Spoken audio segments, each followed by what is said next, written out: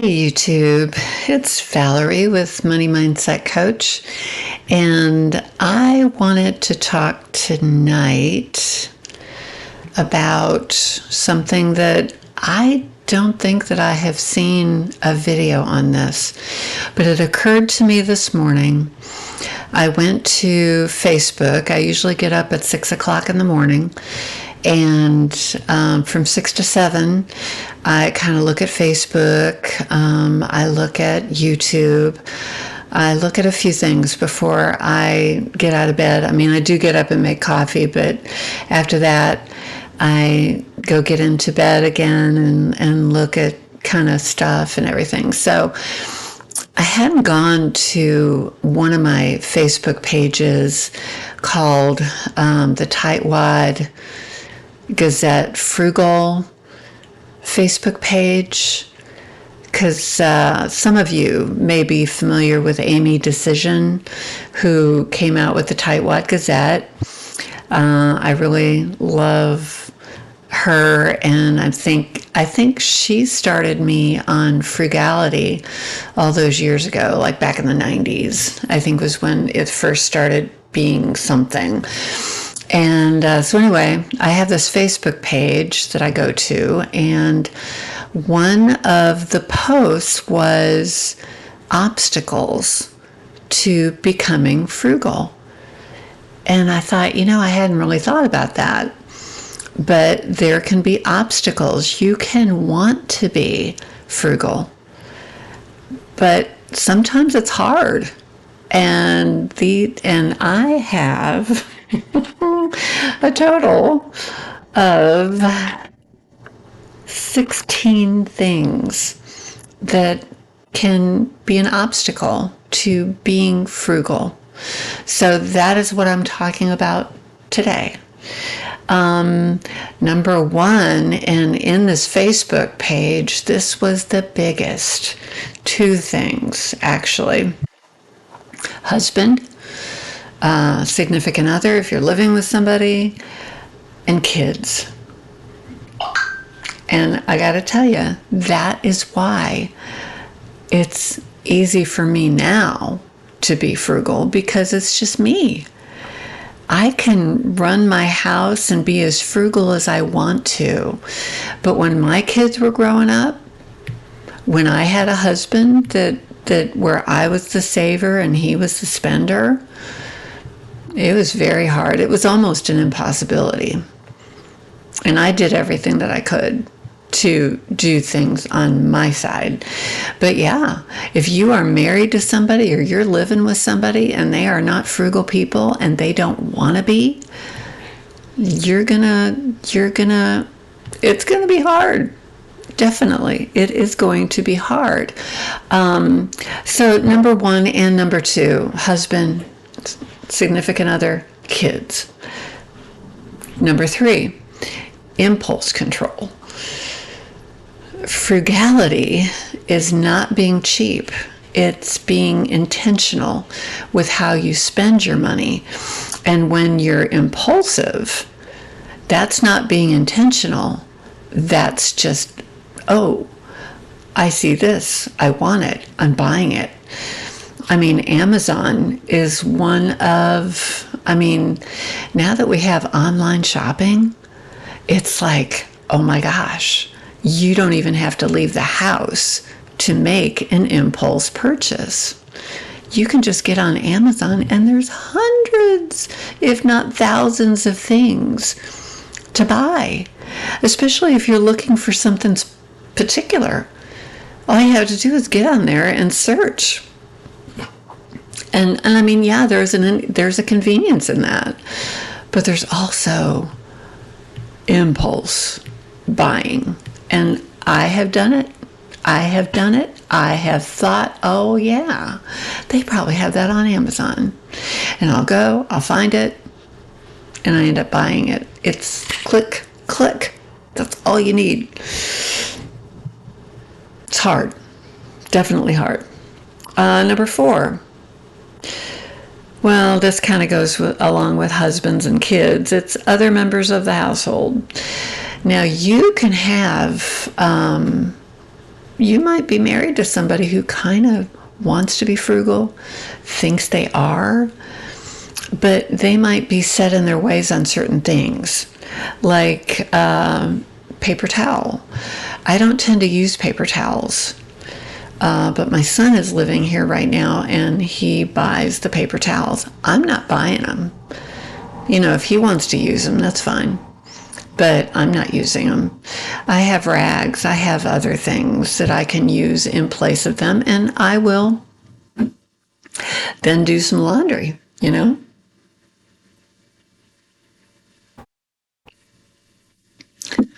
I'm having a little bit of coffee. Shouldn't really have any, but okay. Lacking time and technical skills. One woman wrote, lacking time. That is part of lifestyle. If you're busy and you work a lot of hours and you come home, and frugality is all about cooking at home, cooking from scratch preferably. But if you're busy, if you're working a 10-hour day and you come home, chances are it's going to be real easy to make the decision of, let's just go out to eat. Or you hit McDonald's on the way home because you just are tired. It happens. It happens to all of us. It really does. Technical skills. There's some things around the house, frugal people are DIY. Well, if you don't know how to do a lot of things technically, you're going to have to pay somebody to do it for you. So if you're lacking technical skills, that can be an obstacle. Absolutely. Because of age. There was another woman who said, I'm in my 70s. I can't do a lot of heavy lifting. There's some things. And what if, I had a lady that lived down the street from me back when I was in my 40s, something like that. She was in her 80s. And she'd never had children. She had been married at one point in her life, very long time, very wonderful marriage, but they never had kids. So, when it came to something being done on her house, she more than likely had to pay somebody to do it. She didn't have a kid who could come over and help her with some of these things that parents who have grown children have. And so that can be a problem. It can be a problem just being older. I'm mowing my grass and I have a very challenging yard, very hilly. I have a self-propelled mower and I'm 66, but I don't know, 10 years from now, I have 3 sons. Maybe they'll come out and mow the grass for me, I hope. If not, I might have to pay somebody to do that. And so, age is a factor also. Social pressure. You can have friends who are used to going out to the wineries, going out to eat all the time, going on those big fancy vacations. And they might not understand why you're not doing that, It can be a real thing. The social pressure would be like, oh, they're all doing it. I need to do it. It's like when you first get married and all your friends are getting married and then all of them start having babies. A lot of times you'll think in your head, oh, okay, I guess I need to have a baby too. You go buy a house. Your friends are buying houses. You think you need to go buy a house too because that's what everybody's doing. And so it can be a thing. It can be a thing, definitely. Social pressure. Emotional spending. Oh my gosh, I did this just a few days ago. I went to a winery I was meeting, I had met a friend at a Mexican restaurant, and then my boyfriend was meeting a lot of his work friends at a winery that was in between where the Mexican restaurant was and my house. So I was going to come to this winery. They were going to go to 4 of them. They were all owned by the same person, and there was a trolley that took you around. And those kind of things are hard for me because he knows all of them. I don't know them. I get there. They're sitting really close to the band. The band was very loud. When there's a loud band, I mean, I'm 66. I don't hear as well as I used to. And then you add loud music to it, I can't really converse with anybody. I didn't like that when I was in my 20s and I went to the clubs. I hated it then, and I don't like it now. So I didn't know any of these people. And he knew everybody. And I get kind of uncomfortable in those situations.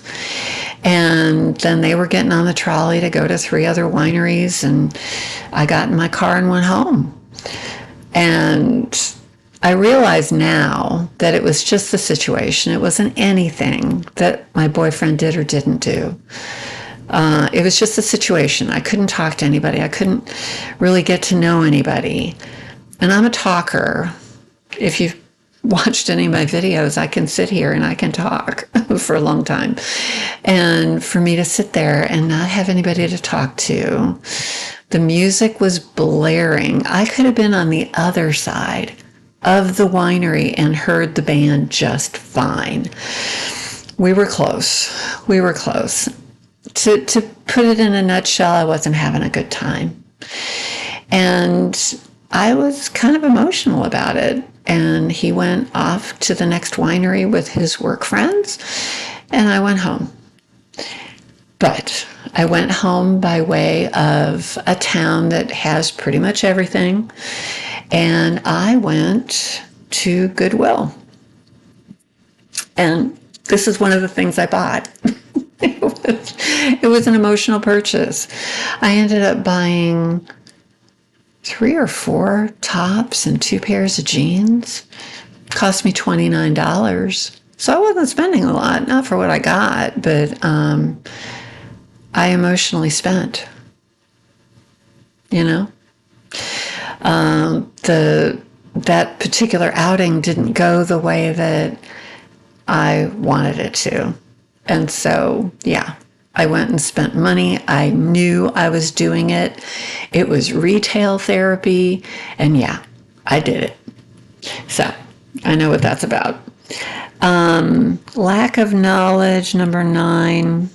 That kind of goes along with technical ability and, knowing how to do a lot of things. It helps if you know how to do that. Let me see what this says. Oh, time constraints. I kind of touched on that. You work a 10-hour day, you come home, you're tired. Do you want to cook? How long is it going to take you? That kind of thing. It can be, just time constraints. Number 11, limited resources. The one thing that they did talk about, and I know because I go to Costco. Oh, I was trying to look at the webcam. I totally forgot. Okay. I go to Costco and Sam's. When you do that and you buy in bulk, which is a frugal thing to do because cost per item is going to cost you less because of buying it in bulk. It's a good thing. But you do run into the situation of shelling out a lot of money at one point in time to do that. So, you buy the big thing of laundry detergent. You buy the big size of this or that. It seems like a lot of money at the time, but it does last you a long time. So there can be basic resources and outlay of money at the beginning that can seem like a lot. And that can be hard for people. There are people who go into Costco and spend $150, $200. Not everybody has the resources to spend that kind of money. So you have to think about that.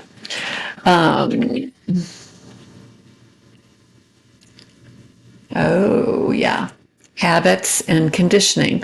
When you start to be frugal, it's a lifestyle change.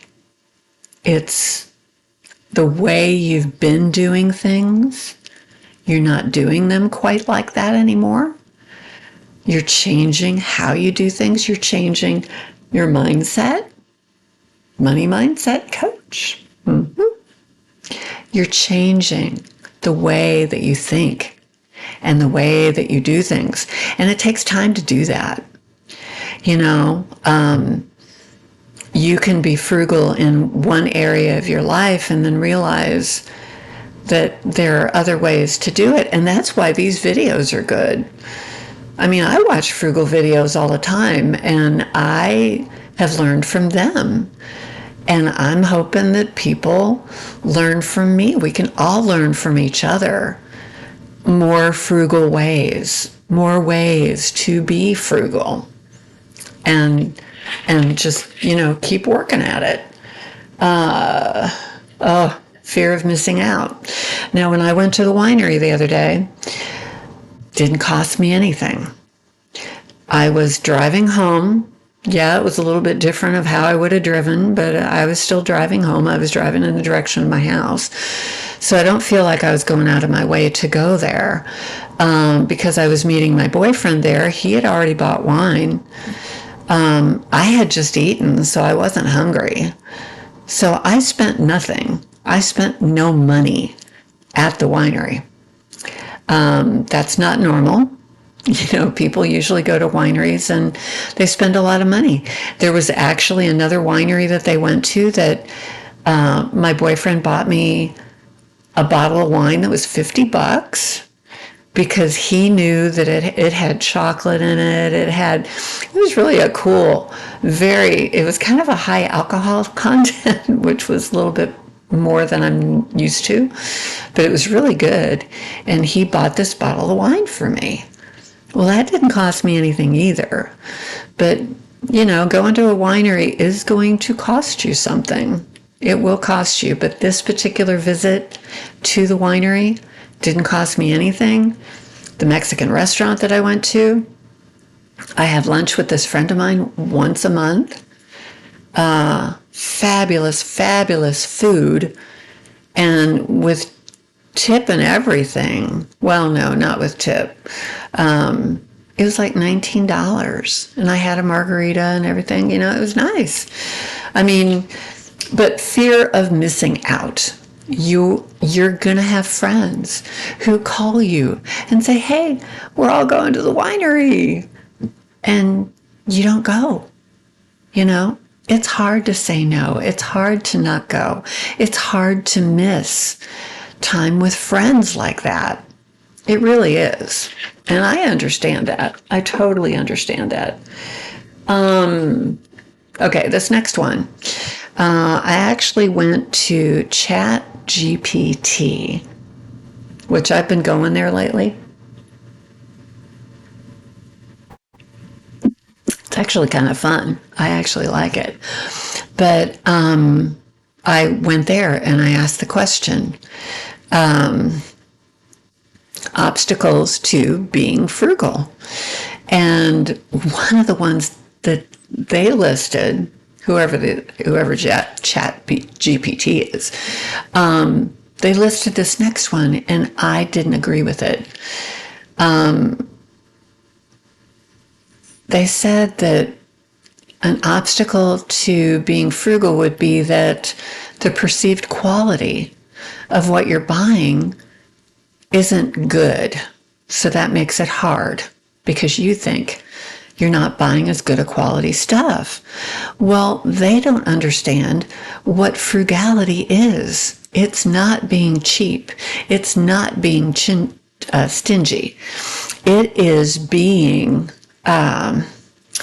it's being intentional, and maybe you will buy something that's more expensive because you know it's going to last twice as long. There's a YouTube guy that I watch called Spencer's Adventures, and he actually had a story on one of the last videos that I saw where he had a Vitamix, which I have a Vitamix, and he said that the actual, thing that you put everything in, can't think of the word, it ended up getting a crack. And Vitamixes have 10-year warranties. I have a Vitamix, but he was saying that they contacted the company and told them that it cracked. They sent him another one. They didn't even want to know why or how it cracked. I don't think they even wanted to see proof. They just sent him another one.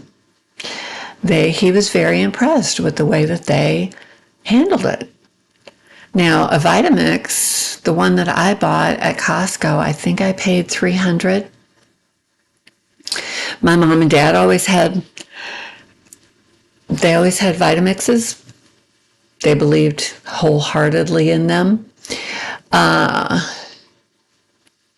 I don't use mine for anything more than chopping up breadcrumbs or my smoothie. I could use it for a lot more, and I know that. But yeah, I mean, it's kind of an expensive blender, actually. But it will last me for 10 years or more, And that's a good thing. Frugal people are not cheap people. They buy quality, but they want to buy something that lasts a long time. Because when you buy something and it doesn't last very long and then you have to buy another one, you're spending more money. It's like frugal people. I think frugal people probably spend more on their shoes and then get them resold. I know rich people do this. Truly wealthy people do this. They just get their shoes resold because they're really good shoes and they last a really long time. Now, maybe they spend a lot of money on those shoes, but they keep them for a very long time. And so I think I have one more.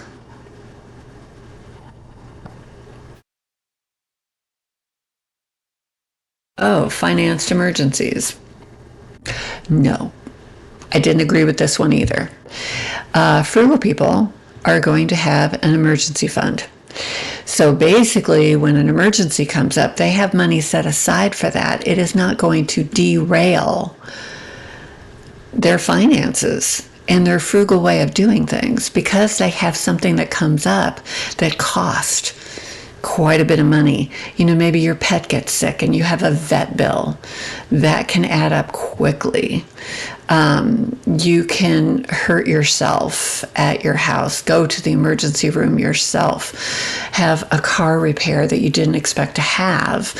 All those things are emergencies, but frugal people, and that was the other thing about ChatGPT, I didn't like what they said.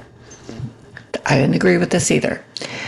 You basically have emergency fund. That's what the emergency fund is for emergencies. It will not derail your frugal way of life because you have the money to pay for it.